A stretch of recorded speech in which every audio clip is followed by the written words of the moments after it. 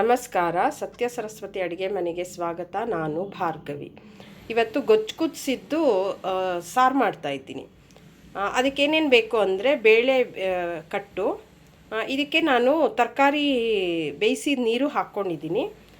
ಸರಿ, ಉಪ್ಪು, ಸಾರಿನ ಪುಡಿ, ಇಲ್ಲಿ ಹುಣಸೆಹಣ್ಣು ರಸ, ಒಗ್ಗರಣೆಗೆ ಸಾಸಿವೆ, ತುಪ್ಪ, ಇಂಗು, ಒಂದು ಎರಡೆರಡು ಬ್ಯಾಡಗಿ ಮೆಣಸಿನ್ಕಾಯಿ, ಕೊತ್ತಂಬರಿ, ಕರಿಬೇವು, ಇಷ್ಟು ಬೇಕು. ಇವಾಗ ಒಗ್ಗರಣೆ ಹಾಕ್ಕೋತೀನಿ.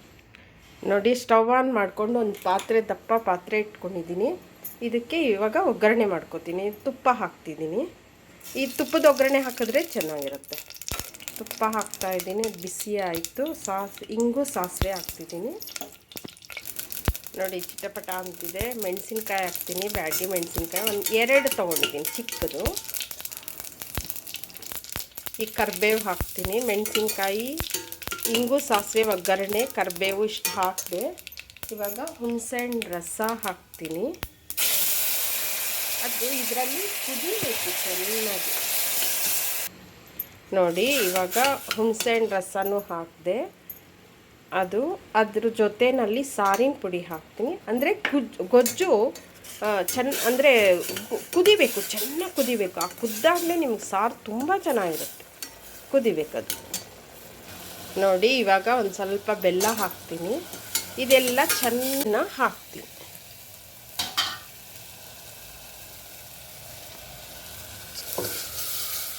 ಹಾಕಿ ಚೆನ್ನಾಗಿ ಕುದಿಸ್ಬೇಕು. ಅದಕ್ಕೆ ಎಷ್ಟು ಬೇಕೋ ಅಷ್ಟು ನೀರು ಹಾಕ್ಕೊಂಡು, ನೋಡಿ, ಅದಕ್ಕೆ ಇನ್ನೊಂದು ಸ್ವಲ್ಪ ನೀರು ಹಾಕಿಬಿಟ್ಟು ಇವಾಗ ಕುದಿಯೋಕೆ ಬಿಡ್ತೀನಿ.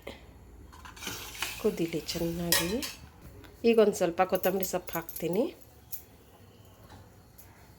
ಆಮೇಲೆ ಒಂದು ಸ್ವಲ್ಪ ಉಪ್ಪು ಹಾಕ್ತೀನಿ. ರುಚಿಗೆ ತಕ್ಕಷ್ಟು ಇನ್ನೊಂಚೂರು ಉಪ್ಪು ಹಾಕ್ತೀನಿ. ಮೊದಲು ಗೊಜ್ಜು ಕುದಿಸೋವಾಗ ಒಂದು ಸ್ವಲ್ಪ ಹಾಕಿದ್ದೆ. ಇವಾಗ ಇನ್ನೊಂದು ಸ್ವಲ್ಪ ಹಾಕ್ತೀನಿ. ಇವಾಗ ಇದೆಲ್ಲ ಚೆನ್ನಾಗಿ ಕುದಿಬೇಕು. ನೋಡಿ, ಚೆನ್ನಾಗಿ ಸಾರು ಕುದೀತು. ಗೊಜ್ಜು ಕುದಿಸಿದ ಸಾರು ರೆಡಿ ಆಯಿತು.